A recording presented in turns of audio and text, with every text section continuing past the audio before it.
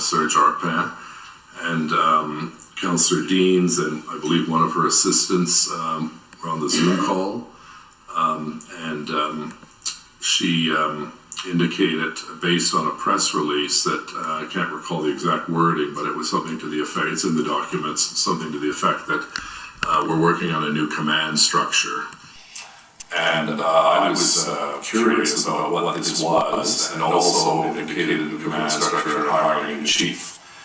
I thought, well, this seems a little strange. We're in the midst of a crisis. I didn't get into a long, detailed discussion with Councillor Deans about Chief Slowly's departure and whether he was fired or resigned or what the compensation package was. That was the business of the Police Services Board. But it was clear that Councillor Deans wanted to move quickly to bring in a new acting chief. And that was the bulk of the discussion that we had with that call. And you had a concern about that? I had a deep concern about it because, we had Chief Slowly on one day. The next day we had Interim Chief Bell. And then the next day the board was going to appoint another chief. So we had 3 chiefs in 3 days. That's not stabilizing for the situation that we were about to deal with in 2 or 3 days when the police moved in to resolve the situation. Right, but hiring a chief of police is within the exclusive purview of the Police Services Board, right? That's correct. Okay. So they didn't need to consult with you about that decision, did they? Technically, no, they didn't, but I thought, I know, for instance, when chiefs have been hired in the past, the board, as a courtesy, would bring the individual or the proposed candidate to my office for a get-to-know-you session. And I was concerned about the instability of having 3 chiefs in 3 days. I didn't think that sent much confidence to the community, particularly when the chief, my understanding was in Florida at the time and probably couldn't make it back, in time to oversee the implementation of the plan to clean up Wellington Street, which took place that weekend. Right, but that decision was the board's to make, right? That's right. Right. And Councillor Deans, or Chair Deans at the time, said to the effect, you don't want me to sign this contract because the contract had not been signed. And I said, yes, I can't tell you what to do because you're independent and autonomous, but I think it would be wise not to sign a contract until we get this situation stabilized in Ottawa. To have someone from another jurisdiction come and try to, learn the street names, let alone the command structure that the chief had put in place. And Chair Deans committed not to signing the contract. And then later that day, it was discovered that, in fact, she had signed the contract. Which she was entitled to do as chair of the board, yes, right? But she'd indicated that she was not going to do it because she understood my deep concerns about moving at that pace. And did you consider that discussion with her about asking her not to sign the contract, or telling her that you wished her not to sign the contract, compromise the independence of the board in any way? No, I didn't think it did. It was ultimately her choice, and she said she wouldn't sign the contract, so I took her at her word. Okay, and very briefly, I will take you to OTT 29762. And that date is? This is the in-camera council meeting minutes of February 16. Okay. And page 6 of that, Councillor Lieber at the top observed that the motion spoke of a loss of confidence in the board, which was linked to the hiring decisions. So it says there that the motion to remove the chair as a member of the board was linked to the hiring decisions. Now, what we heard yesterday was that the motion was linked to a loss of confidence that you had lost in Chair Deans. Can you clarify why this motion was brought forward to remove Chair Deans? Well, you're correct. From my perspective, it was the decision to sign the contract, despite giving me assurance that she wouldn't sign the contract, number one. And secondly, the decision to sign the contract, despite giving me assurance that she wouldn't sign the contract, number one.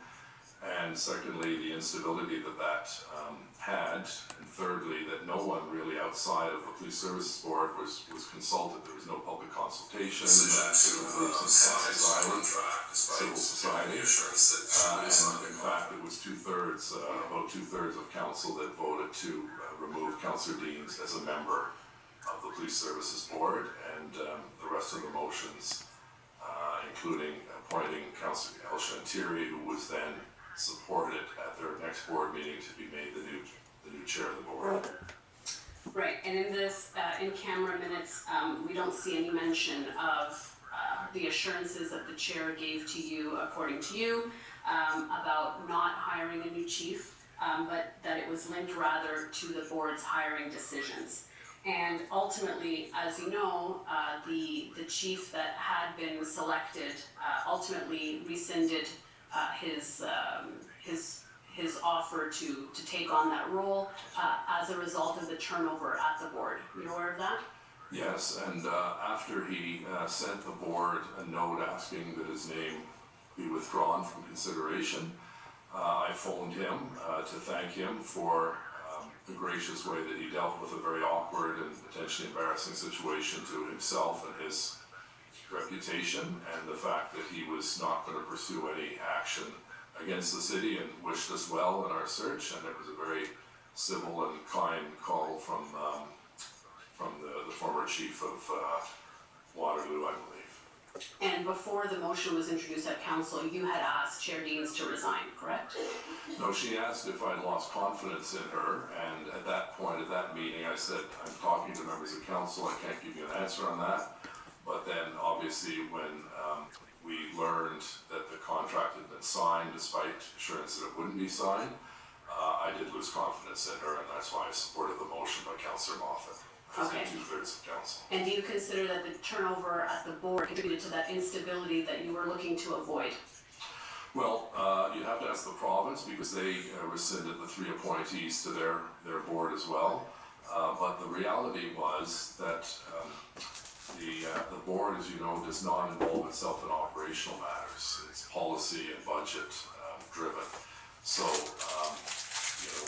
the challenge we had was that I think there had been greater instability if we had Chief Bell, interim Chief Bell, who was working on implementing the plan, signing off on it, and ready to deploy the officers into the red zone to clean it up. It would have been, I think it would have delayed the process if we had someone from a different jurisdiction who did not know, and there's no criticism of Mr. Dunn. That would have, if he was coming in on Monday, he would have said, don't start until I get there. I assumed he'd want to be involved. And so I was pleased that when Chief Bell, oversaw the operation, we got sign off by the other police services, and the action that took place on Wellington, Coventry, and Rideau was quite remarkable at how quickly they moved it out and cleaned out the streets as fast as they did and as efficiently as they did, and without losing a life. Okay, thank you. And I see the commissioner glaring at me, so I am out of time. And those are all my questions for you. Thank you. Thank you very much. Okay, thank you. So we're now into the second phase of the testimony. So if we call on the convoy organizers to go first.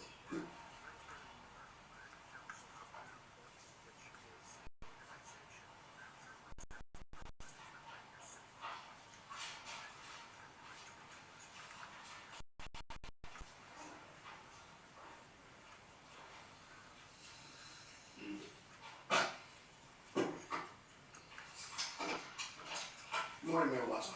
Morning. My name's Brendan Miller. I am counsel for Afternoon. Freedom Corp, which is an organization that represents the protesters in New York City in January and February 2020. I'm just going to get set up here.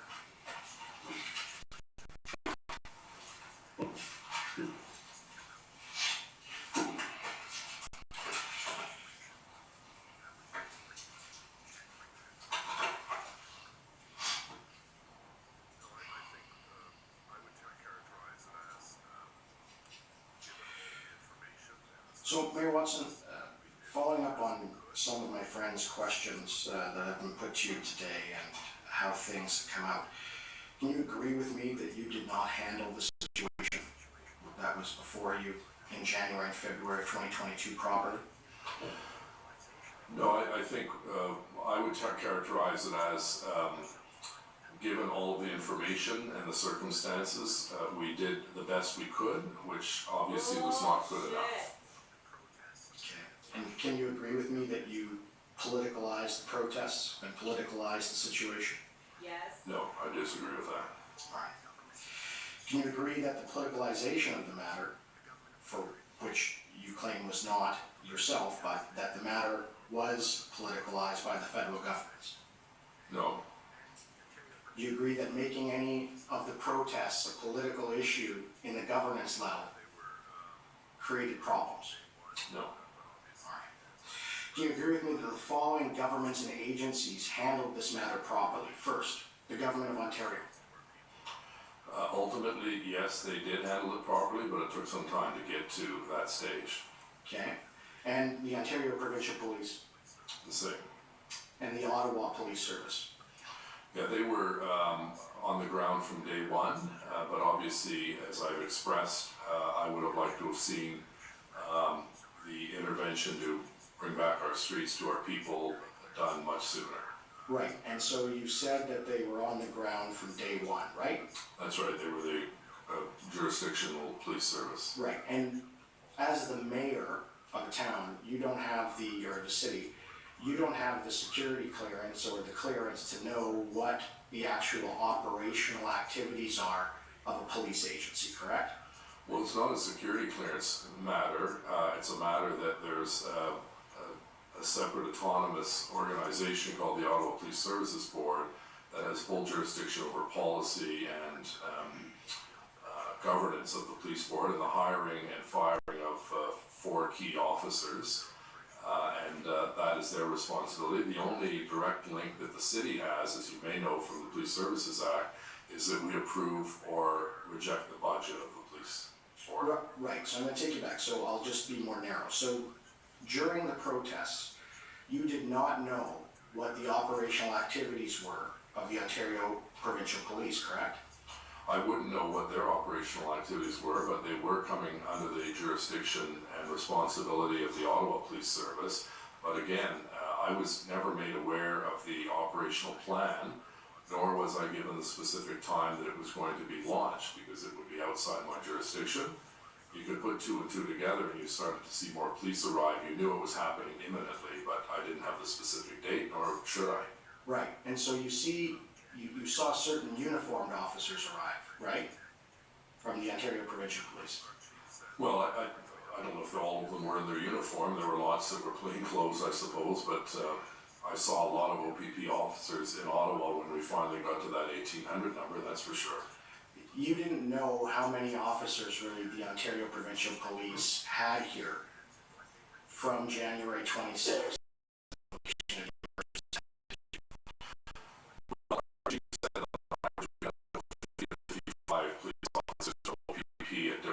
Stages on a daily basis. All right. But nowhere near 1,500 that the Solicitor General referred to on one day.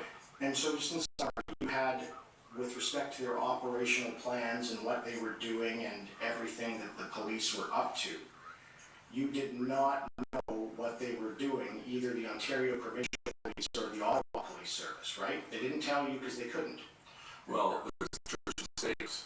There's a separation. The Police Services Board is autonomous under provincial legislation, and even the board itself, and I've sat on the board for a number of years, but even the board itself does not have the ability to direct the chief on an operational matter. So if they wanted to get together and say, pass a motion, we want you to go and take care of speeders on Carling Avenue for the next 2 months, that would be ruled out of order. It's not appropriate. Right, so I just want to make it very clear, and I'd just like you to answer this question, if you don't mind. The Ontario Provincial Police and the Ottawa Police Service did not and could not update you on their actual operational plans. Not the operational plan, but obviously we received information information in terms of their discussions with other police services in terms of securing those resources in the nation's capital. You used to be the communication director for the Speaker of the House of Federal Parliament, is that correct? That's correct. And you then became a member of provincial parliament, No, I became a member of City Council. and then a member of provincial parliament after that, No, then mayor. then mayor, and then a member of provincial parliament after that. No, then president of Canadian Tourism Commission. Well, congratulations, but at some juncture, you became a member of provincial parliament, correct? You got it now. All right, thank you very much. And when you became that member of provincial parliament, it was with the Liberal Party of Ontario at the time, is that correct? Correct. And you then became the Minister of Municipal Affairs and Housing on October 30th, 2007, Yes. and you held that office until January 12th, 2010. Correct. And the Minister of Municipal Affairs, that's the ministry that oversees the City of Ottawa and all of our municipalities under the Municipalities Act, right? Well, the minister is responsible for the acts. I'm not the overseer of municipalities. They are my, I suppose, client, if you could put it that way, that the municipal issue I was responsible for in cabinet. Right, but you're very familiar, of course, then, because you have that office. I am, yes. Right, and you'd also be familiar with that as the mayor of a city. Yes. All right. And the current Minister of Municipal Affairs, and at the time of the protest, was Mr. Steve Clark, right? Correct. And the City of Ottawa, like all municipalities across the country, it's a creature of statute that exists at the behest of the provincial legislature. Is that correct? Yes. Constitutionally. Yes. And you agree that if provincial parliament of Ontario wanted to, they could set out how they want Ottawa to be governed and can basically do what they wish in that regard, right? Pretty much. Yeah. And you can agree with me that the City of Ottawa is treated the same by the Government of Ontario as any other municipality in Ontario, aren't they? It depends on the issue. There are some times where we feel that we're underserved in terms of provincial grants and contributions, and other times where we feel we're treated fairly. Okay. I've not seen in any of the many records and proceedings that have been produced that at any time whatsoever that you contacted Sorry, I'm going to move this over. I don't know if I had a call with Steve or not. I certainly had discussions with his colleague, Minister MacLeod, on a number of occasions, and she was very helpful in relaying information. But really, the matter we were dealing with fell completely outside the jurisdiction of the Minister of Municipal Affairs and Housing. It was very much the Solicitor General who was the lead minister, and that was amplified by the fact that the Premier brought her on the calls. Okay, so the issue that you're facing was right. And as the former Minister of Municipal Affairs, you know then that under Section 302 of the Municipal Act, that the Minister may, upon such terms and conditions as it considers available or advisable, make grants and loans and provide other financial assistance. You ever asked for any form of financial assistance from Minister Clark, did you? No, I did with the Premier. The Premier?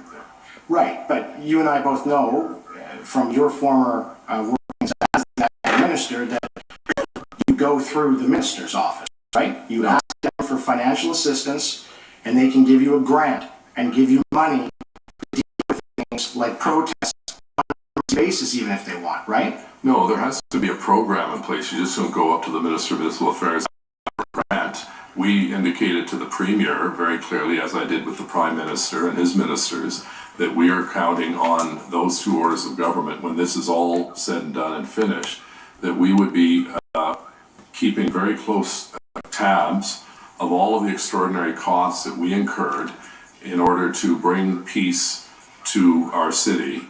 And both the Prime Minister and the Premier said that we'll be there for you to help financially. And we have since submitted all of our costs. It's in the tens of millions of dollars because, as you know, particularly when the municipal police services arrive, they have to be put up in hotels, they have to be given 3 meals a day, there's expenses. And we reimburse all of those municipalities. I, for instance, ran into the Mayor of Belleville a few weeks ago here in Ottawa, a few months ago rather, at the AMO conference, and he thanked us for the quick repayment of the invoice that they received. So The Premier was very specific and very generous, as was the Prime Minister, that they would be here to help us financially, because the protesters were coming not to protest the corporation of the City of Ottawa.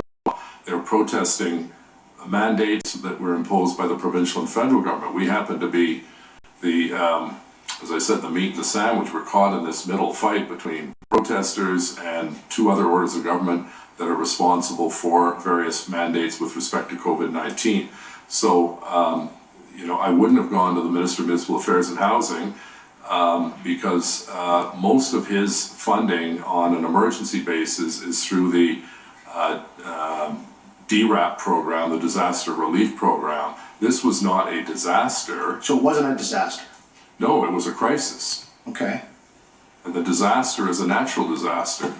The bad storm we had a little while ago, the flooding in 2017, 2019, the tornado in 2018, that's where we seek support of the Minister of Municipal Affairs and Housing, and also through, again, the Solicitor General when we called the Army in to help with the sandbagging and the flooding in Ottawa. Right. So the thing is can you agree with me, as the former Minister of Municipal Affairs, that having a program set out is not a requirement for the minister to give a city a grant? They can actually just do it under the Municipal Act, can they not?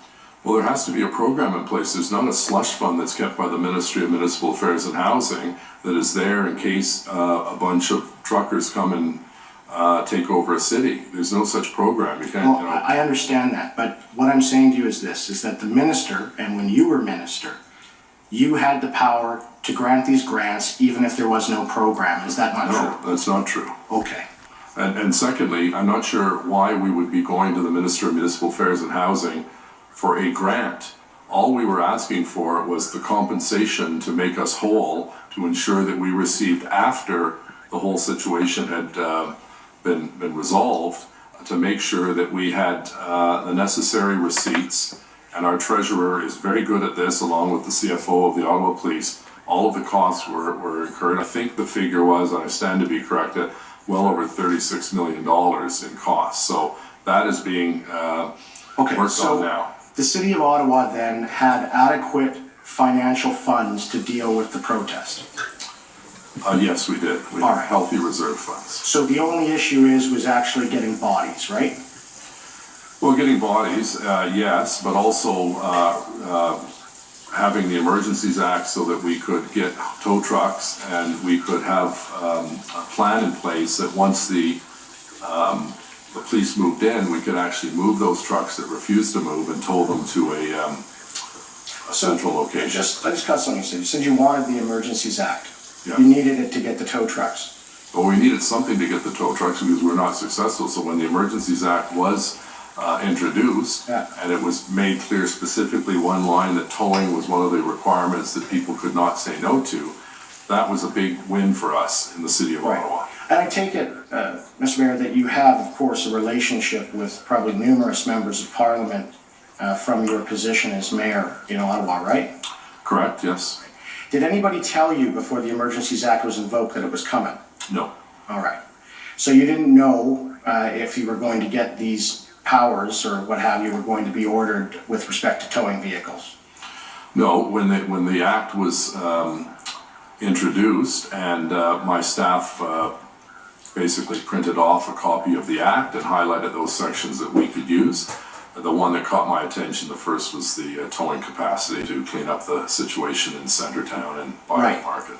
So you do know, and you've already mentioned that, of course, the Ottawa Police Service Board is independent of the police service, the Ottawa Police Service, and they have no ability to order operational sort of orders or bylaws, right?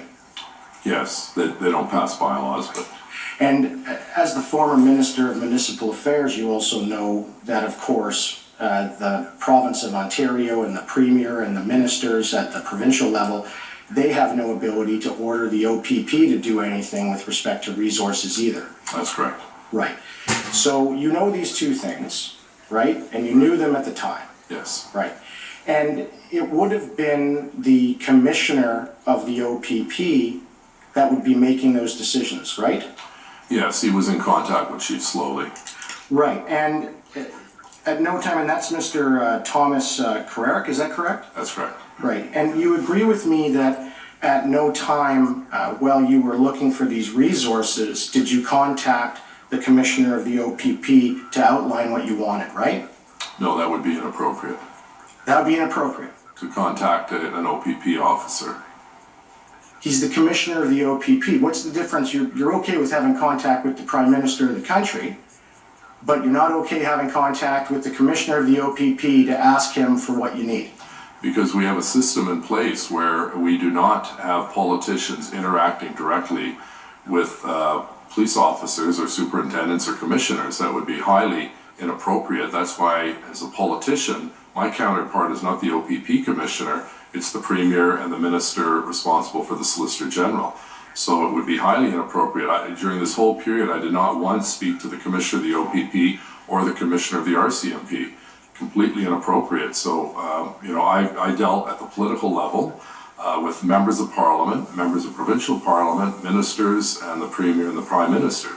That was my role in this period in our city's history. Okay, and did you have phone calls with the Minister of Justice and the Premier with respect to what you needed? Well, we had discussions with the Solicitor General and the Premier, and at the federal level it was the Minister of Emergency Preparedness and Public Safety and the Prime Minister. Right. And so, again, just in your statement that you provided, I didn't see when the dates were that you had these conversations with the Premier. When were they? What were the dates? Well, I'll have to look them up. I don't recall what they are, but I believe it was in, it was 2 or 3 during the month of, I believe, February. February. So, I stand to be corrected, but I don't know the specific dates. The Prime Minister's office did provide a quasi-transcript, so we have the specifics on that. But these calls that I had with the Premier were, one of them was basically he called me on my cell phone. We had a long discussion about the situation that was on the ground.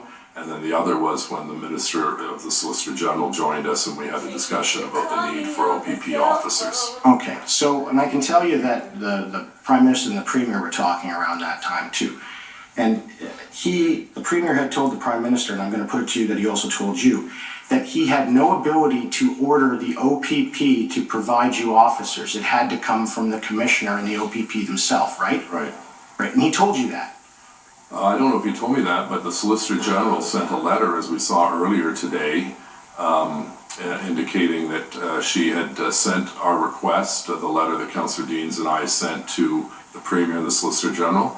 She had sent that to the Commissioner of the OPP, which is the proper route, not telling him what to do, indicating that this request has come in and to please take the appropriate action.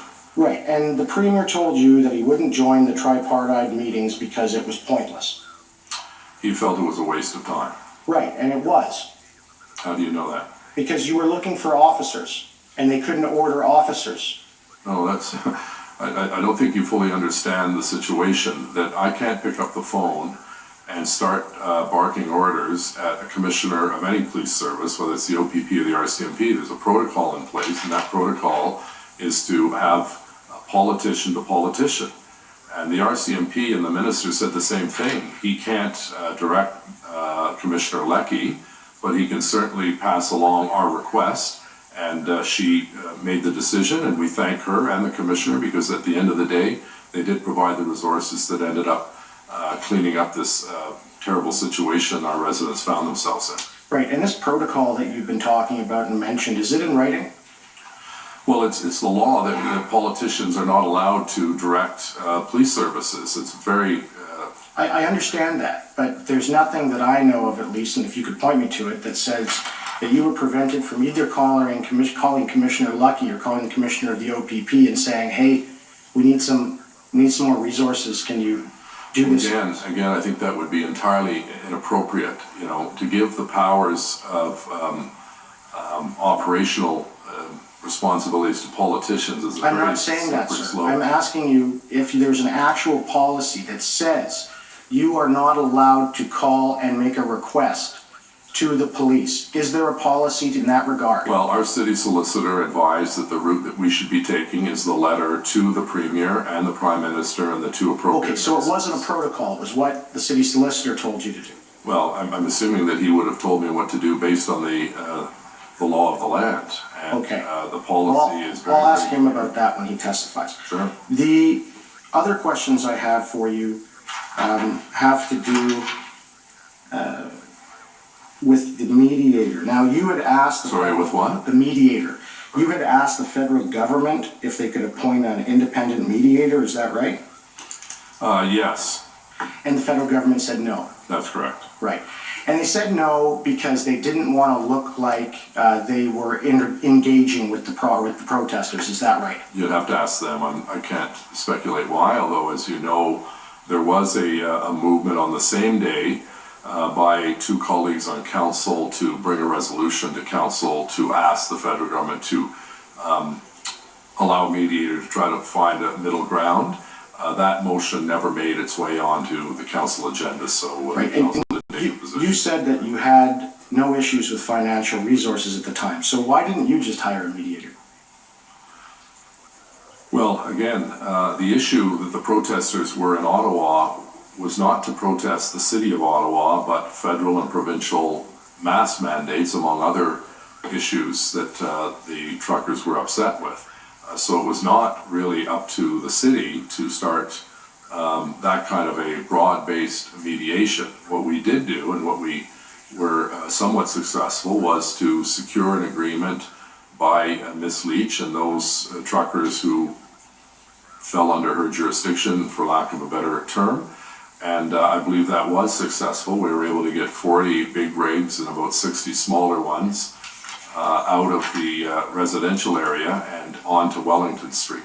So that was not mediation, that was an individual, Mr. French, who came forward and offered at no charge the ability to see if there was some common ground between our police service and the protesters. But in terms of why the federal government didn't want to deal with a mediator, you'd have to ask them. So Mr. French steps forward, he says, I can help, and he finds some common ground and was going back and forth, of course, between the city and the protesters. Yes. So he mediated the issue.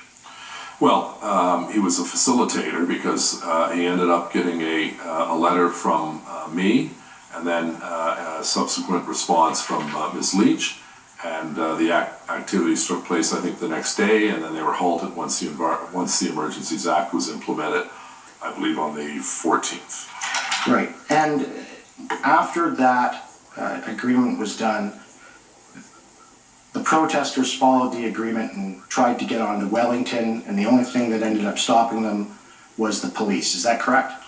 No, the police were there actually to help facilitate and traffic manage the congestion to bring them on to Wellington Street and away from the residential areas. So a senior officer was assigned, and my understanding was that it worked quite well, and then the Emergencies Act basically put a halt to that because all resources for police were needed to clear the area the following days. I put it to you that after the Emergencies Act was invoked, and you may have heard some of this evidence yesterday, that there was just a change, and that it was the city who decided not to follow through with the agreement with the protesters, and that was what happened with respect to that agreement. No, I believe that we did our best to live up to the agreement, and as did the truckers who did move, and we appreciate that. Because that was the first time, as you know, where there'd been any kind of movement on the ground. There was a level of frustration, there was more and more rowdyism that was taking place in the streets of Ottawa, and we felt, as my number one preoccupation was to protect those residents who had been putting up with horn honking 24 hours a day, diesel fumes that were coming into their apartments and condominiums, and general unruliness where people were afraid to leave their homes.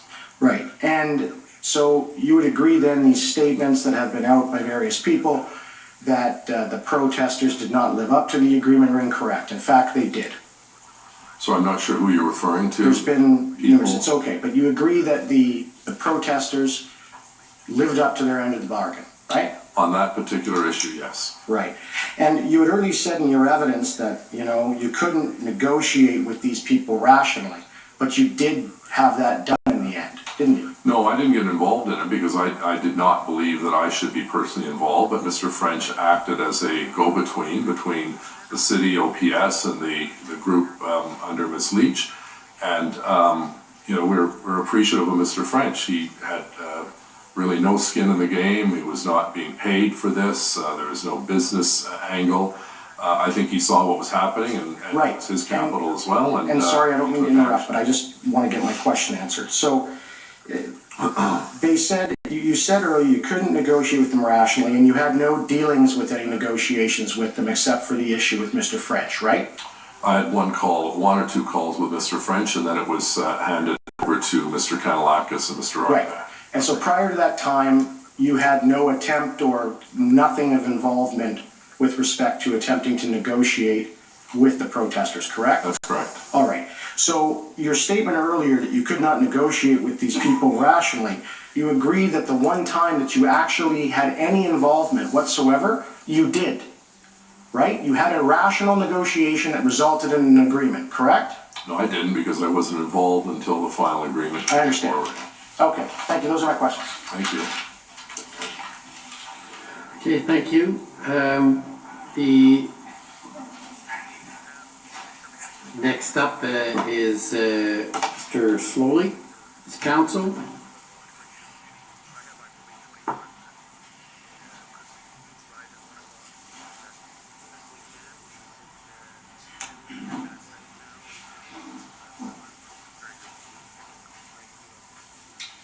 Afternoon, Mayor Watson. Afternoon. Commissioner, may I just, before I begin, note or ask you what your preference is about the lunch break? Should we, I have, I believe, 25 minutes. Could we rise at 1 o'clock? Would that be? We certainly can. We can take 10 minutes, 10 minutes now and 15 minutes after lunch. Very good. Thank you. We'll break you up into two parts. Thank you very much. Mayor Watson, a couple of things, if I can, please, this afternoon. You told the commissioner that throughout this experience, Chief Slowly had your confidence. That's correct. And that was right up until the time he resigned. That's correct. Chief Slowly, to your observation, you obviously were speaking with him during this time on a daily basis. Almost daily. Almost daily. During the time that you worked with him and observed him, do you agree that he performed his duties in good faith? He did. Obviously, I was not involved behind the scenes, but certainly in any dealings he had with me or senior city staff, we came away confident and impressed. Number one, and secondly, I thought he was a very good communicator. He was reluctant to have daily press conferences, which was a bit of a bone of contention, but when he did, I thought he handled himself with distinction. Thank you. And I was going to say, you obviously were not with him during all the entirety of these operations, but in your observation of him with your colleagues, whether they be political members of council or political staff or city staff, he was always professional. He was. I think if I could just elaborate on that, I think he found the non-stop flow of questions and complaints and so on stressful, as we all did. And I think at times he probably was frustrated himself with the volume of work that was coming in and legitimate questions by members of council, because as you know, the members of council were representing the voices of those people, particularly in Somerset Ward and Rideau Vanier, that were under tremendous stress.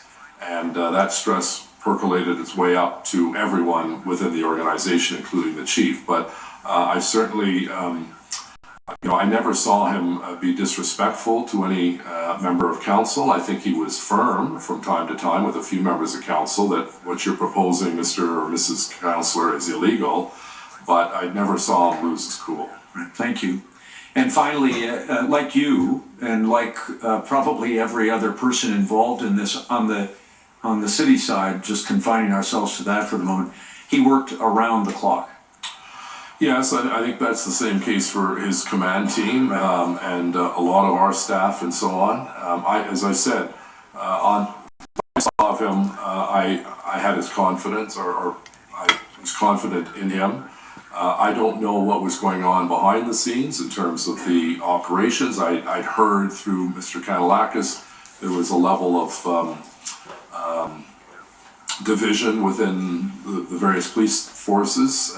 Having never been involved in a protest or an occupation of this magnitude, I would not have any knowledge to compare that kind of give and take that we heard was taking place behind the scenes, but certainly it was my expectation that he would continue to see the operation through and clean out Wellington and Rideau Centre and Overbrook Forbes. Understood. Now, just a couple of things. Then you observed that what occurred here in Ottawa last January and February was unprecedented, first of all. Yes. And also something that had probably not been witnessed for 2 generations. Well, you know, as I mentioned earlier to the Commissioner and to Commissioner Council, that, you know, I've been in public life as a political representative for 25 years, and nothing comes close to this. Now, I think, obviously, COVID, because it affected so many people in Ottawa, over 800 people died, that was a bigger challenge, but in a condensed period of time, in a condensed section of the city, nothing compares to what we went through. And I think the vast majority of people who saw what was going on empathized with our citizens, but there were those who thought it was no big deal, and that was what was frustrating, I think, for myself and the frontline officers and the chief. Including, as you've described to the Commissioner, your effort to try to engage the other levels of government, the province, the federal government, was the source of some frustration for you on the basis that they did not come to the aid of the city and its residents in what you would have thought was a timely fashion. I wanted it to move faster. I suspect the federal government will say, well, you don't have your plan ready yet, so why are you asking for resources? But we knew, regardless of what the plan was, there was going to be a need for a significant number of new police officers coming in, particularly public order police officers, those that basically deal with crowd control. So regardless of the fact that we didn't have all of the T's crossed and the I's dotted on the plan, we need it, and we knew there was going to be lag time by the time you make the decision and the time they get on a plane and arrive in Ottawa and get geared up. It was going to take some time. So yes, you know, the frustration I have and where I think there was a failure point was I wish all orders of government had worked faster to get the plan ready and to get the officers on the ground, and we could have resolved this hopefully by the end of week 1 instead of week 3. Very difficult, I think this, tell me if you agree, very difficult to finalize a plan, an operational plan, until you know what resources you have. Do you agree?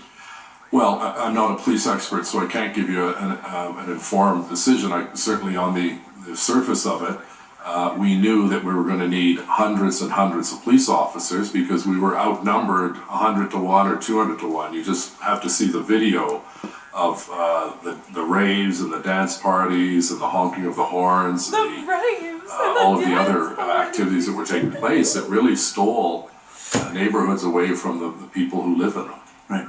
What, perhaps more precisely, what I was getting at is that if the RCMP or the OPP in the aggregate had told the city through the proper channels, right, that instead of 1,800 or 1,900 additional personnel, the only personnel available was 1,000 in the aggregate. right. What I understand, you were, in listening to your OPS colleagues and Steve Kay and others, was that the finalization of a plan would require some knowledge of what that number is. If you're sending 1,000 people, the plan is different than if you're sending 1,900. You agree? On the surface, I think that makes eminent sense, yes. Now, Commissioner, may I suggest then, that I think I've got just about 1 o'clock. Can we rise here and I'll have... Yep, we'll rise until 2 o'clock. Thank you, Mayor. Great, thank you. The commission is in recess until 2, la commission levée jusqu'à 14h30. Okay. So, that is going to be off till 2. So I'm trying to like work out my stream elements. It's not the easiest. I'm not used to it, doing it.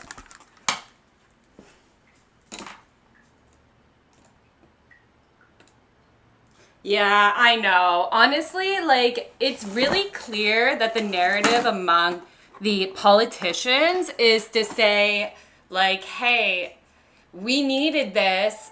We needed the Emergencies Act so that we could make all these changes in our Senate so that the next time something like this happens, we can act faster because we put in so many new bills. So what I've been trying to always let people know is the Emergencies Act went through. It happened. It's done. Those bills went through. They got to bypass the Senate because it was passed through during the Emergencies Act.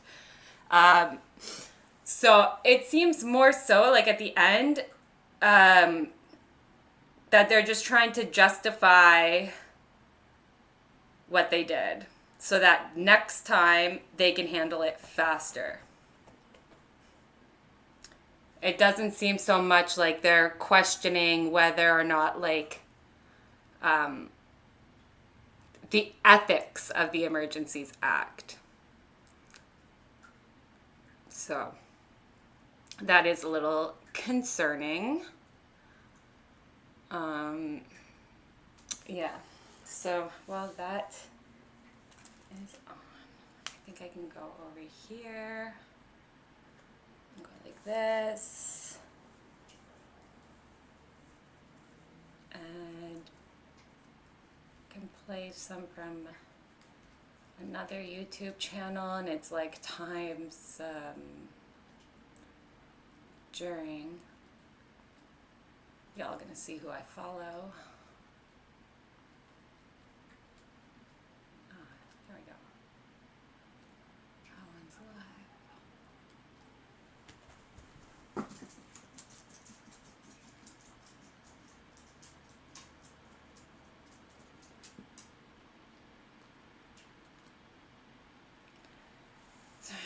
Put this on.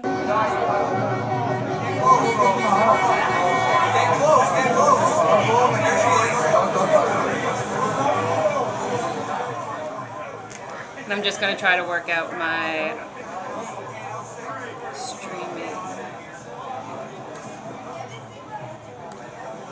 Like I want to, so, I don't know if you guys can see it.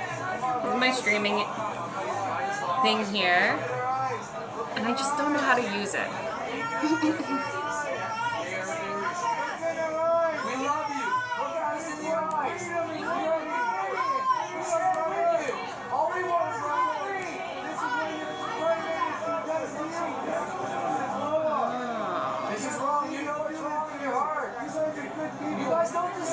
We stand together. We love you. Don't do this.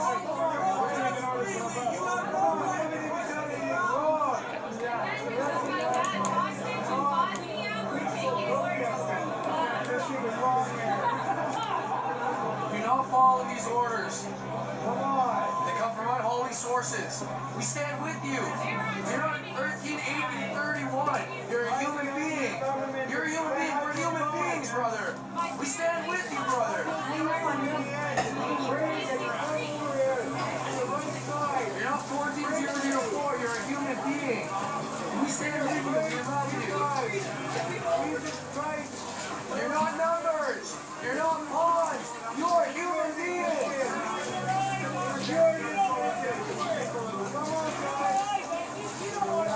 Pretty sure that's Cody screaming. You're not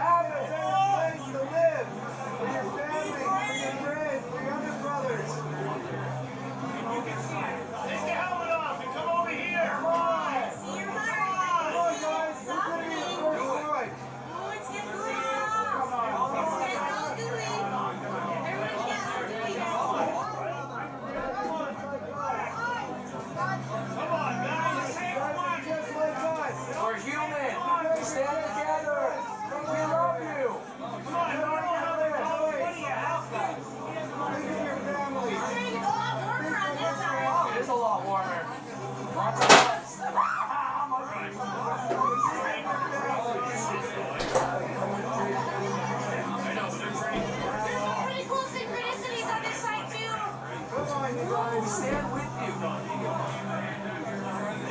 You're not going to be an 806. You're a human being, brother. We stand with you, brother. That's easy, guys. This easy, guys. It is this easy. Stand with us. Please stand with us. We do this for the future.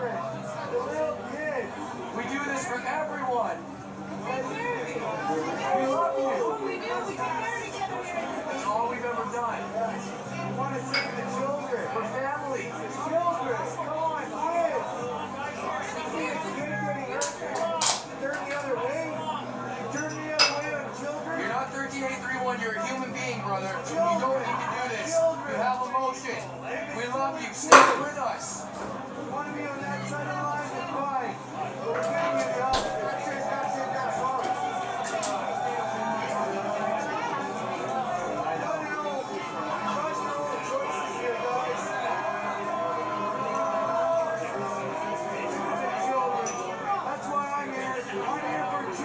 We're all here for the children. We're here for the future. We are the children's voice. You're going to let them die? Come on. We're not going to let it happen. You won't either. You know it in your heart. You not let this happen. We do this for the future, brother. Children suffering. Everyone's been suffering. We can end the suffering. That's what we're here for. Save me, trucker. Save me. Stand with us. And you look in your eyes and you can't turn away. You cannot turn that away. That's forever in my brain. That is forever in your There's a reason for it. There is a reason for it. You're not talking to your We're brain. spirits. You have souls. You have souls. You're a human being. We love you. I know. Hi. I know you see something in your eyes. You're all beautiful. You know that, right? Be on the right side of history, guys. It's a hard decision. We know it. It's a hard decision. You've been putting us on that.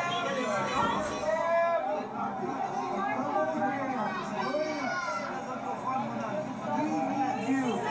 Right now, we need you. You are the key. We need you. You are the key. You're the last step. You won't have to carry the guilt your whole life. You don't have to do this. We are family. We are family people. We do this for humanity. Stand with us. I care about you. I really do. We care about you a lot. If you know the government is lying, you have to stand with us.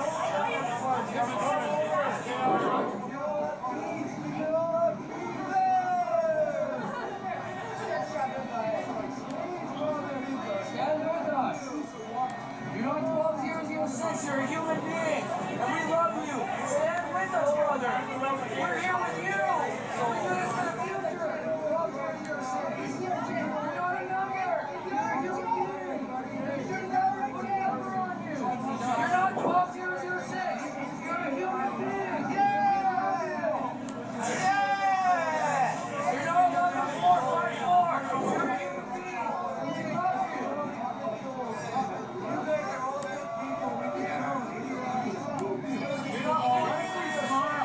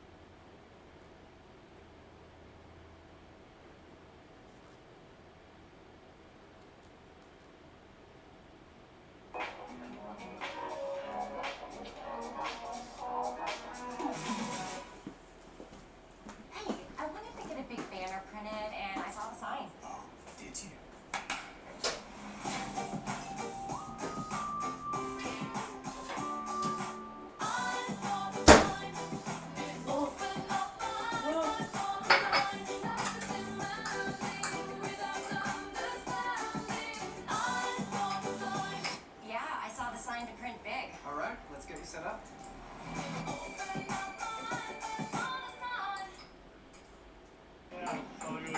Yeah, man, it was cold those days.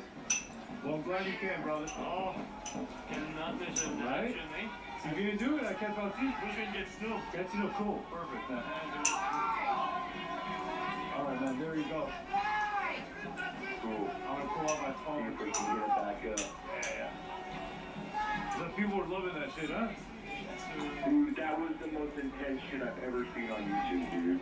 I was having a good time, bro. It's a mosh pit. Dude, I know, dude, they were like, only Roe would be joking right now. You know, it's fucking great, dude. It's amazing. It's a mosh pit, dude. Just a mosh pit, bro. Right? Mosh pit, bro. Hell. Shit. You're just gonna get beaten up. Don't worry about it, dude. Nothing, huh? You're just people were saying, tell them to sit down, but dude, don't sit down, you'll get trampled, dude. Do not sit down. Yeah. No, I'm stupid, dude. I'm just holding my piss. All right, here we go. We should be back up. You can refresh it and take a look. Hey, don't worry, brother. Everybody.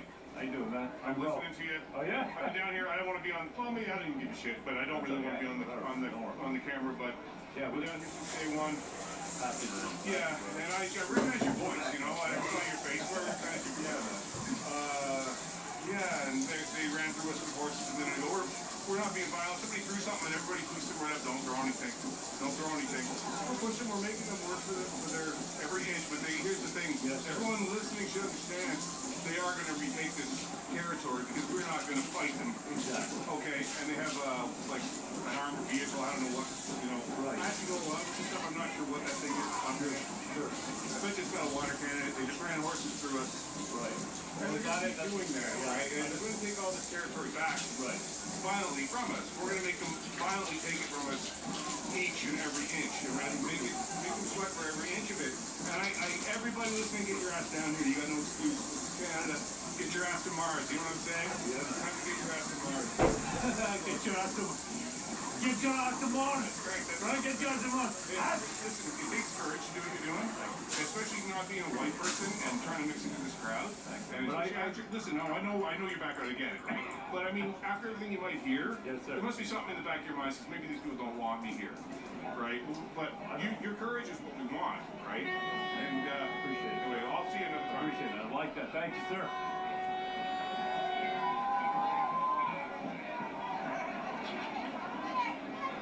All right, are we back, man? All right, man. We are back. Yep, we're back. All right, man. We are live, everybody. Check it out, man. The horses are coming. We are live from Ottawa.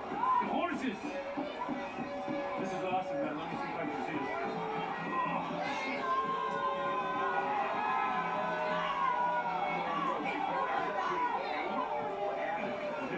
It's okay, dude. It's okay, dude. No problem. I can be your girlfriend. Hey, did they pull them down? See if I can climb up. Shit. You're too fucking old for the shit. Alright. There we go. They're doing these runs they're doing runs with the horses now. It's a new thing. It's where you basically trample people. It's fucking cool. Check it out. I love this shit. Freedom! I can freedom!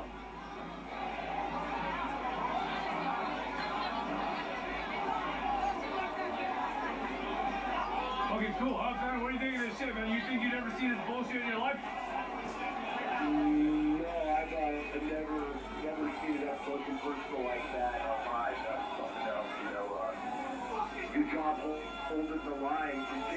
Continue to hold the line. Yeah, I'm just kind of chilling up here right now. I mean, some dude was touching my butt for a while. I think he's an officer, but he's just like kind of hanging on to my butt, and I think the other hand was just comforting my balls. So I kind of was like, I mean, this is cool and all, but you know what I mean?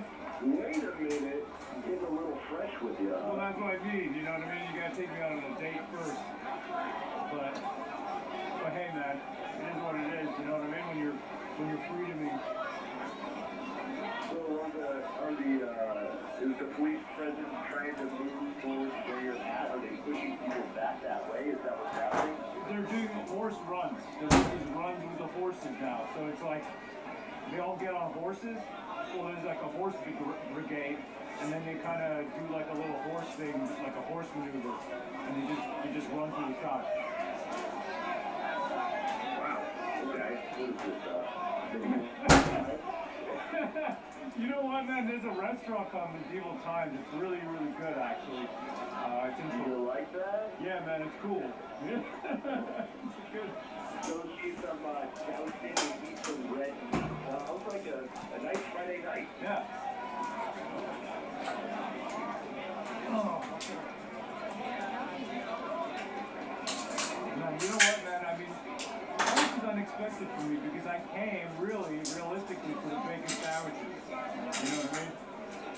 Well, yeah, can you get one? You can still find a bacon sandwich? I'm going to, right after all this, I think I may go get one.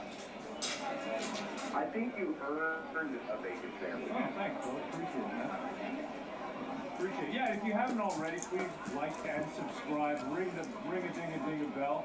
We'll be freedoming all the time, everywhere. Holding our key in a hold for freedom with all these fine folks over here. A big hail to the truckers. Thank you for doing this, being here. We've got an arm. Well, there you go, man. A little bit of a flashback from February. And that was February 18th. Excuse me, this is the deleted scenes edition. Well, there's no deleted nothing. You can hear Pat and I kind of talking in between, you know, the actual stream cutting out and, right? Behind the scenes. Behind the scenes. That's the one, behind the scenes. Yeah, I forgot. There was a lot of swearing there. Please excuse me for that. We try to. Yeah, I was afraid that I was gonna say a couple of various different types of F words, and I didn't. It wasn't that bad, but yeah, you never know. Behind the scenes, it's wild. Well, that's it. That's behind the scenes for you. That's how we talk. Try to keep it cleaner on the YouTube, but there you go. That emotions were running high, and that's where we were. And that's what was happening over there. Actually, you can see in the distance, I'm just looking here at this picture that has stopped moving, right, this pause, where I pause it right at the end, you can see the armored vehicle. I'm actually going to do a CSI enhance, okay, over here so that everyone can see what I'm talking about. And there were rumors that there was like some device on board that was what were like some heat device, or it would give out like some type of pulses that would fry your brain. I don't know. There was lots of speculation as to what was on board. Right. Let's see here. Okay, so you got everybody is filming it. These police over here in front of the Chateau Laurier are just relaxing. They are advancing the line. You can see them all down here. They had just run. So if you notice what had happened, and actually this is the thing, I was standing next to the guy with the brown jacket in the film before this one. And I had just walked away because my phone, you know, lost signal while I was streaming, because I was recording with the GoPro. And I had this one. I kind of alternate them at different points, and I was recording with the phone.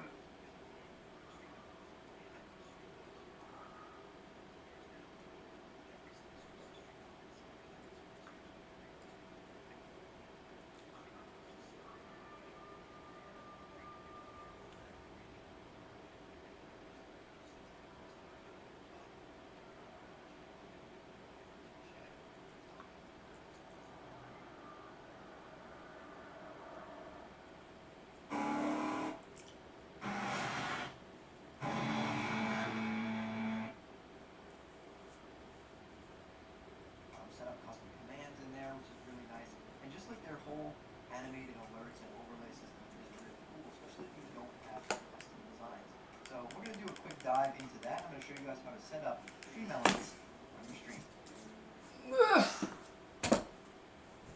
Alright, so let's dive into stream elements. Pretty simple, you're going to sign in with whatever platform you're using here. I'm going to sign in with Twitch. There's a become a streaming legend, apparently. So it looks like it opens you up right here to your dashboard, which is cool. You get to see your recent events, who's following your channel, who's cheering, yada yada yada. You're getting a lot of support lately. Thank you guys for that. I appreciate it a lot more than you guys know. Alright, so if we go on the left side here, this looks like our little table of elements here where we can select what we want to do. So if we go down to the activity feed, this is what we were just talking about. You can see who's following your channel, who's cheering, doing everything there. We'll OBS Live, haven't dived into this yet. Maybe I will do a video on it, but I use regular OBS Studio. I do not use OBS Live. OBS Live is Stream Elements, basically like their modded version of OBS. Haven't done anything really with that, so I'm not going to talk about that with you guys. SE merch, so this is how you would set up your merch store. We'll do a quick tutorial right now in case you guys want to make a shirt or something. So it's literally this simple. Upload your design, edit your items, launch your store. So, and my store is being created. I uploaded my logo. Let's see what it makes for me. Holy crap. Your store is ready to be launched. New store. Cool. Wow, that's really tiny design. Oh, okay, so we can fix it all here. You make it bigger. Okay, so that's pretty simple. Basically, you're just uploading. It's like getting something printed on like Uber Prints or something like that. You basically upload your logo, size it how you want. It's all the store for you, which is pretty cool. I'm gonna delete all these because I want to make an actual designs when I do my store. So I'm going to delete all these items. Moving on. So we have our alerts and overlays section of Stream Elements. We come here. Here's where it gets kind of cool because there are so many overlays and alerts that you guys can use that are free right here on Stream Elements, and how you use them is very simple. So we're going to go into, it all works basically the same. So we're going to show you how to set up some alerts for your stream basically. Let's say we really, really like these alerts right here. Okay, Blue Metropolis animated alerts. Let's preview them. What do they look like? They look pretty cool. Okay, we want them on our stream. So we're going to hit create my overlay, a new overlay. We're going to name it Hammer Dance YouTube Video Test. Boom, create my overlay. See, theme and overlay. Hammer Dance YouTube Video Test. Now we can go to the overlay editor. Come right into our Stream Elements page. This is where we would edit like where we want them to show up and all that kind of stuff. If we want them to be follower alerts, subscriber alerts, tip alerts, we can edit each individual one. Upload the sound for it. Clear the sound. Show us exactly what it's going to look like right there. Change the text. You can have it say instead of now following, you can say is now the best person in the world or whatever you want. So you can edit each individual alert right there. All you do is hit save. And here we go. Let's go back. Get out of the editor. So to put it in your OBS, so that shows up on your stream when people follow or sub or donate or whatever. Click the overlay editor again. You're going to pop them on the side here. This is the overlay URL. We're going to copy that. We're going to drag the OBS over here for you guys to see. Go down here. We're going to create a new source in our scene, and we're going to do a browser source, and you're going to name it alerts. I'm going to name it alerts test because I already have an alerts created. You're going to hit OK. Right here in the URL section, you're going to paste that URL we just got from Stream Elements, and you're going to hit OK. Now you see this box right here that I'm moving around, that is where your alerts will pop up. So center it in your screen, you test it, have people follow you, and you see where it'll pop up. But if you have it generally centered at the top, your alerts will come down from the top, and it will look very nice. Okay, so that's how you would do alerts for your stream. Same goes for overlays. They have tons of stuff on here that you guys can pick and choose from, and most of it's all free, and you can customize it, you can use it. It's very cool. This is another thing that kind of made me come to Stream Elements over Streamlabs. I've been using Streamlabs for so long, and it was hard for me to decide to leave. But Stream Elements just has such a strong brand, and I actually just love their stuff. So let's say it is Christmas time, and you find a Christmas overlay that you like. You only want to use it for a few weeks. You save that as an overlay here, and you can basically just, with that one URL, change your whole stream for the month of December. And then when it's done being December and you want to go back, you put the old URL back, boom, stream looks back to normal again. So it's very cool, and you can do that, and I just really like that. It's definitely a good thing. Let's see. So tipping settings. Here we go. Revenue. Here is basically where you would create your donation link. All right. So all you really have to do here is link your PayPal, and then you can come down to tip panel setup. Copy this link right here. This right here will go on a Twitch panel. So this is my donation panel. You paste that link right here. See how I have mine there? You paste it right there with a little picture for your donate panel, and that's how that goes. Very simple, guys. It's like super simple. Another thing here we can set up is loyalty points. Now, if you're streaming on Twitch, you know that there already are loyalty points. They just added them. I have hammer coins, so I'm not going to have this enabled.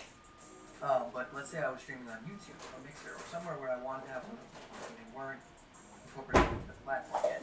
You can set up your own loyalty point system here, name it whatever you want. How many points do people get every time for every minute they're watching, if they subscribe, the multiplier. You basically set up an entire loyalty point system here for your viewers and things on your stream. No need for that if you're streaming on Twitch. If you're on that platform, give it a shot. Can't hurt, right? You got a contest board here. You can create contests.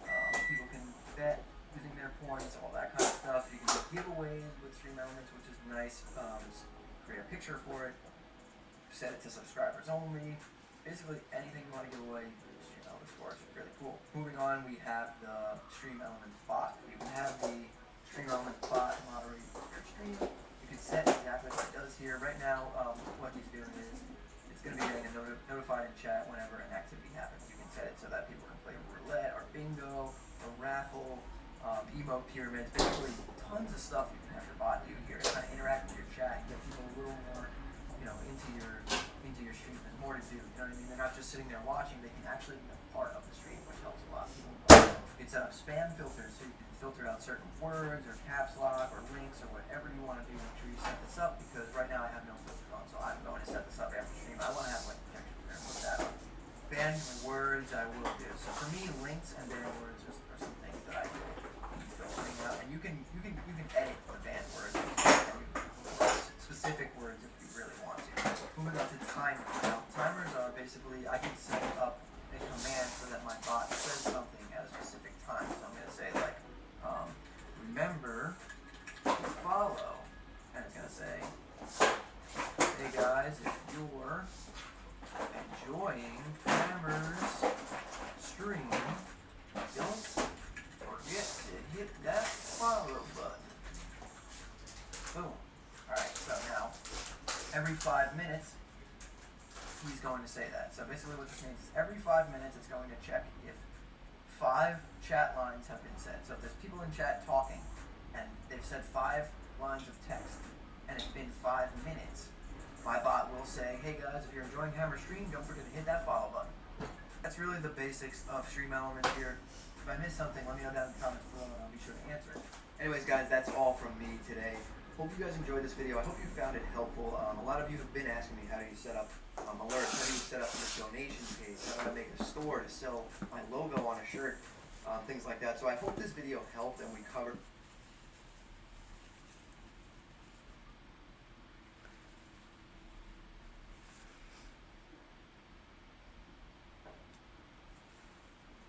show you guys how to set up Stream Elements on your stream. Alright guys, so let's dive into taking a look at Stream Elements. Pretty simple, you're going to sign in with whatever platform you're using here. I'm going to sign in with Twitch. Audible original series. They're stories about Canadians. Listen to storytellers. They're an escape. It's so much fun to bring a book to life. Listen. Listen. Listen. On Audible. What do you see when you see you? Approval from your potential father-in-law? Approval can be easy. With Quick Check, you'll find out which Capital One credit cards you'll be approved for. You've got this. We've got you. Capital One, what's in your wallet? Become a streaming legend, apparently. So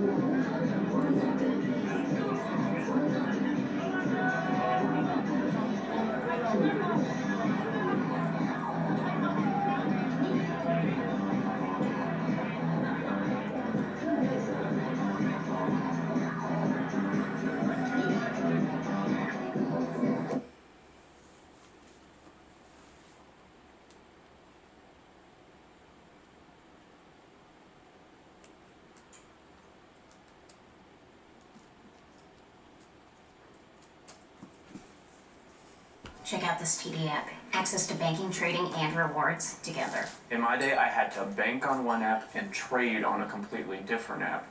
Know what I did for rewards? I'm gonna guess the third app. Third app. Exhausting. TD, ready to help you move forward.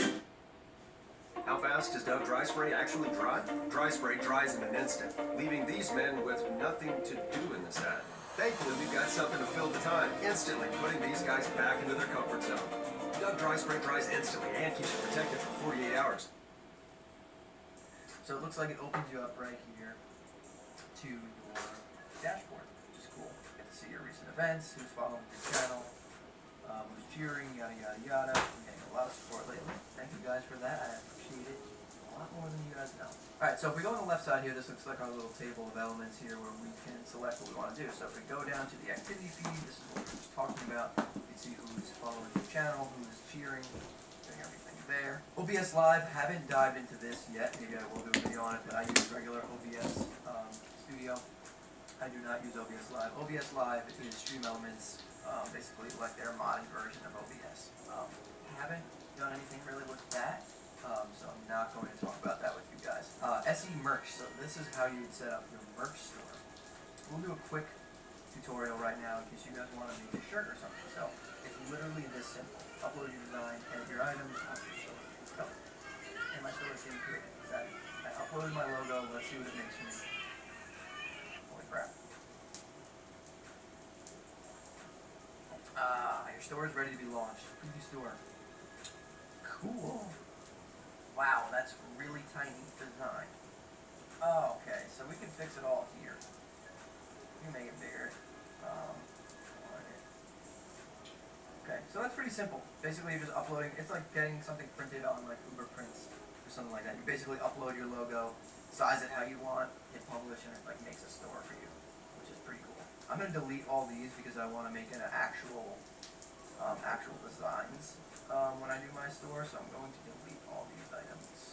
Moving on, so we have our alerts and overlays section of Stream Elements. We come here.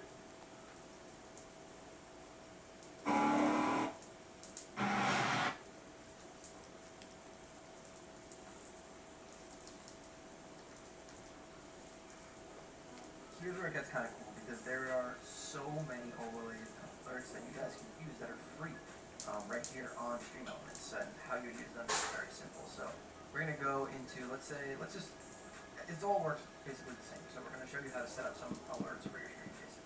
Let's say we really, really like these alerts right here. Okay, Blue Metropolis animated alerts. Let's preview them. What do they look like? They look pretty cool. Okay, we want them on our stream. So we're going to hit create my overlay, a new overlay, and we're going to name it Hammer Dance YouTube Video Test. Boom, create my overlay. See, name an overlay. Hammer Dance YouTube Video Test. Now we can go to the overlay editor.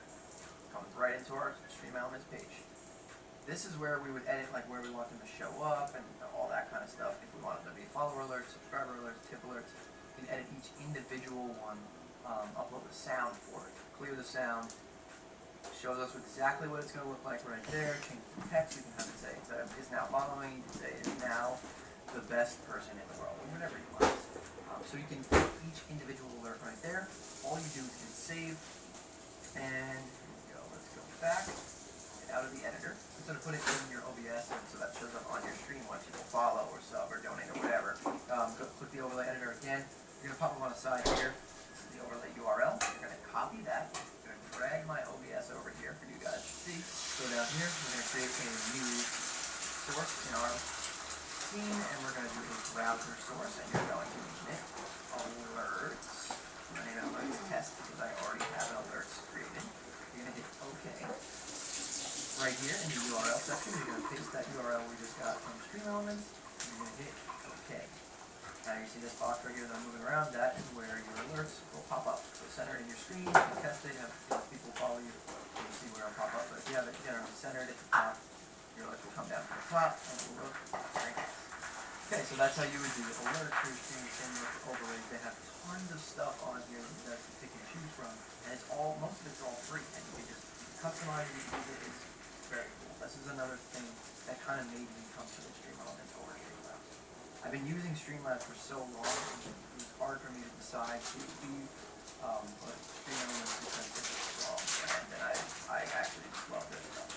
So let's say it is Christmas time and you find a Christmas overlay, you only want to use it for a few weeks, you save that as an overlay here, and you can basically just put that one URL change your whole stream for the month of December. And then when it's done being December and you want to go back, you put the old URL back, boom, stream looks back to normal. So it's very cool and you can do that, and I just really like that. That's a big thing. So tipping settings, here we go, revenue. Here is basically where you would create your donation link. Alright, so all you really have to do here is link to PayPal, and then you can go down to tip panel setup, copy this link right here. This right here will go on a Twitch panel. So this is my donation panel. You paste that link right here. See how I have mine there? You paste it right there with the little picture of the donate panel, and that's how that goes. Very simple, guys. Like super simple. Another thing here we can set up is loyalty points. Now, if you're streaming on Twitch, you know that there already are loyalty points. They just added them. I have hammer coins, so I'm not going to have this enabled.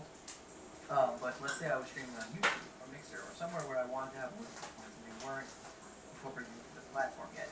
You can set up your own loyalty point system here, name it whatever you want.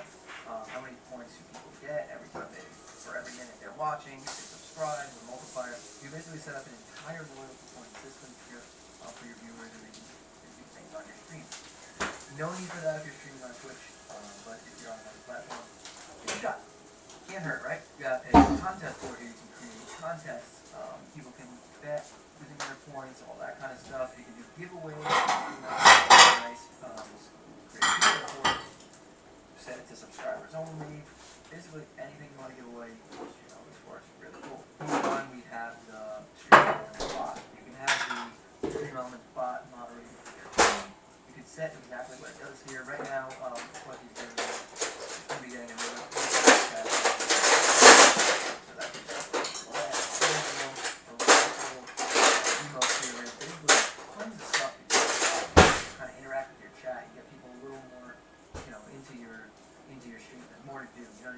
sitting there watching, they can actually be a part of the stream, which helps a lot. People love that. You can set up spam filters, so you can filter out certain words, or caps lock, or links, or whatever you want to do make sure you set this up, because right now I have no filters on, so I'm going to set this up after the stream. I want to have links. We're going to put that on. Banned words I will do. So for me, links and banned words are some things that I will be filtering out. And you can edit the banned words and create like a new group of words, specific words if you really want to. Moving on to timers. Now, timers are basically, I can set up a command so that my bot says something at a specific time. So I'm going to say, like, remember to follow. I'm going to say, hey guys, if you're enjoying Hammer's stream, don't forget to hit that follow button. Boom. Alright, so now, every 5 minutes, he's going to say that. So basically what this means is every 5 minutes it's going to check if 5 chat lines have been said. So if there's people in chat talking, and they've said 5 lines of text, and it's been 5 minutes, my bot will say, hey guys, if you're enjoying Hammer's stream, don't forget to hit that follow button. That's really the basics of Stream Elements here. If I missed something, let me know down in the comments below and I'll be sure to answer it. Anyways, guys, that's all from me today. Sid, Hope go! you enjoyed this video. I hope you found it helpful. A lot of you have been asking me how do you set up alerts, how do you set up your donation page, how do I make a store to sell a logo on a shirt, things like that. So I hope this video helped and we covered everything that you guys needed to know there. Please let me know down in the comments below, though, if you guys want to know anything else. It does help when you guys give me ideas to make some videos. So let me know what you guys want to learn and want to know, and I will make a video surrounding that topic. But if you guys enjoyed this video, please be sure to drop a like. That lets me know that you guys liked it. Share it with all your friends. Consider subscribing to the channel and turning on your post notifications so that you know the next time that I post a video. But alright guys, that's all from me. So I want you to keep your hammers up in the air. I'll see you next time.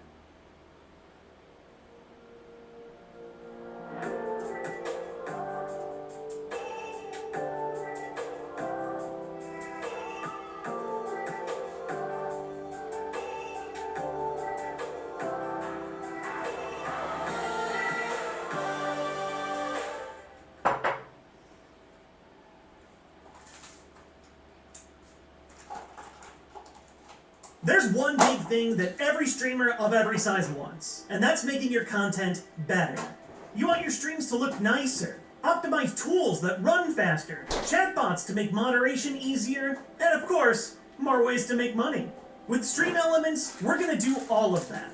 Today we're going to go over all of our major tools and how to set them up, and by the end of this video, you'll be able to use Stream Elements to make your streams the best that they can be. Let's lift off! Making a great stream can be intimidating, but I promise, just because our logo's a rocket does not mean that it's rocket science. Everything starts with the dashboard. Your journey to great content begins at our website, streamelements.com. To get started with Stream Elements, all you need is an existing streaming account with one of these 4 platforms: Twitch, YouTube, Facebook, or Trovo.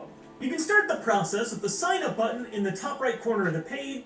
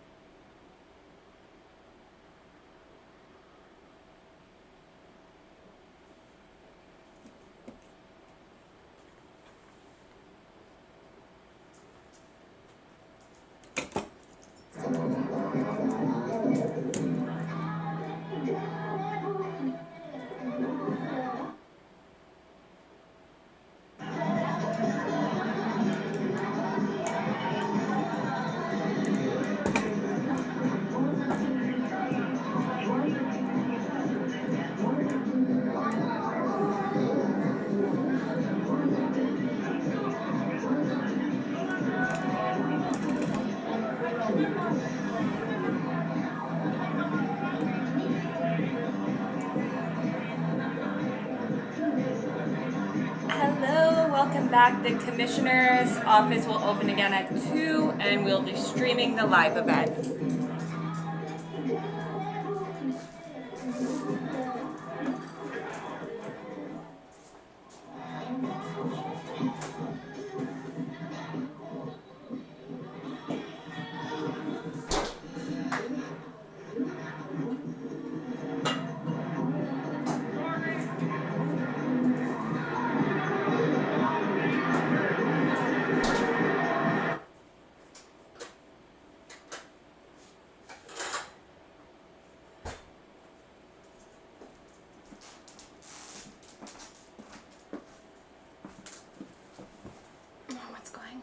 YouTube cut my sound.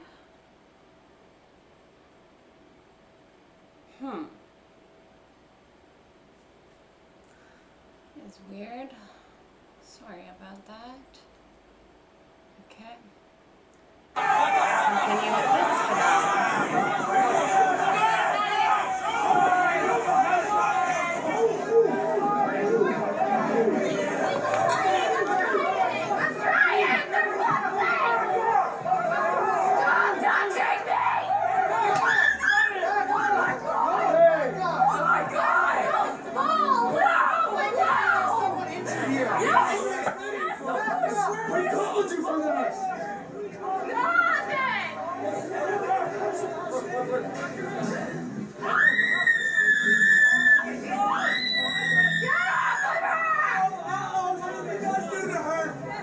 I scared a riot cop once. What's up?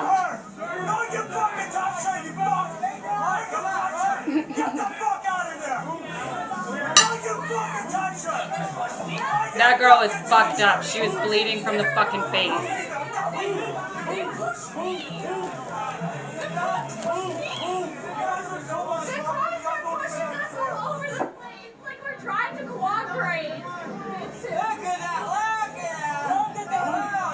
Notice a guy getting dragged off in the background.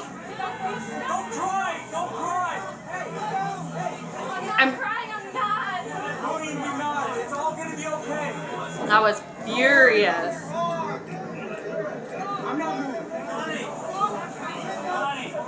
It's not safe to move. If you try, someone's gonna push you down.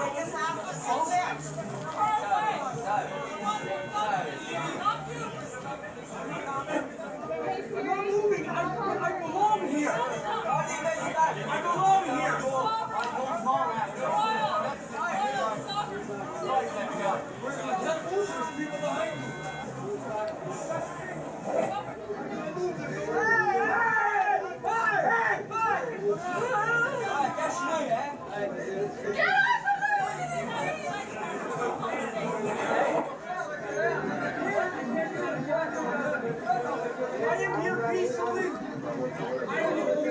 Tell me, vocal blonde. What made it an illegal occupation? Who ruled that it was an illegal occupation? Because all the literature and legal records that I've read and have up says it was 100% legal. All right, blonde? Oh, thank you for the rose. 7 more minutes until the live stream comes back, guys. 7 minutes.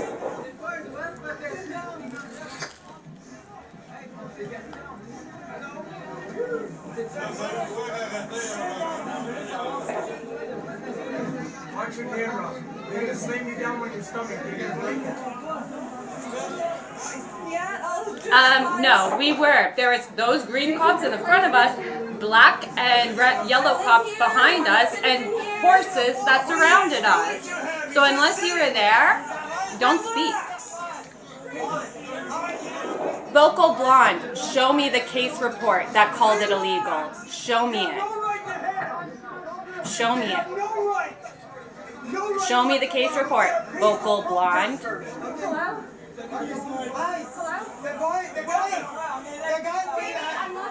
The guy will arrest us. You don't do any resistance, all right? We're not. We're just sitting. You don't sitting. Yeah, but if she takes you, don't resist it. Just walk with them. All right? 11:55 free. 78 free.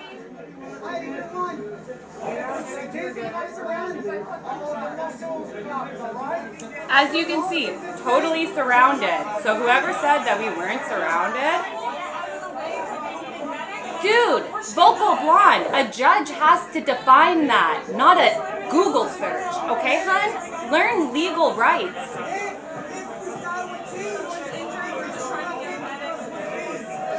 You're giving blondes a really bad name.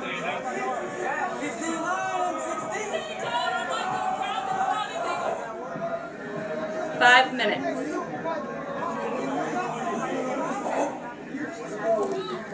I'm here. I'm in Ottawa.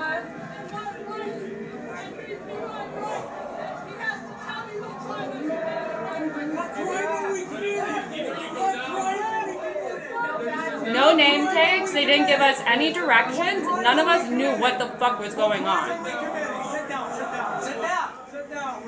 Oh, Fitz over 40 is a lawyer. You know, I studied law. So you want to have that discussion. Fit over 40 with an ab picture as your display. Let's have that conversation. A lawyer wouldn't call it freedom. A lawyer would speak much better than you do. Oh, you know my life? You know what I've studied in school? What I'm educated in and what I'm not educated in? That's interesting. Can you also tell me how old I am? Where I live? Let's do it, bud. My only power is my voice. I'm right here. That's right. You want to arrest me? You want to shoot me? Oh, okay. Do it. Coming back. That's right. You want to arrest me? You want to shoot me? Oh, okay. Do it. Coming back. Oh, what's going on?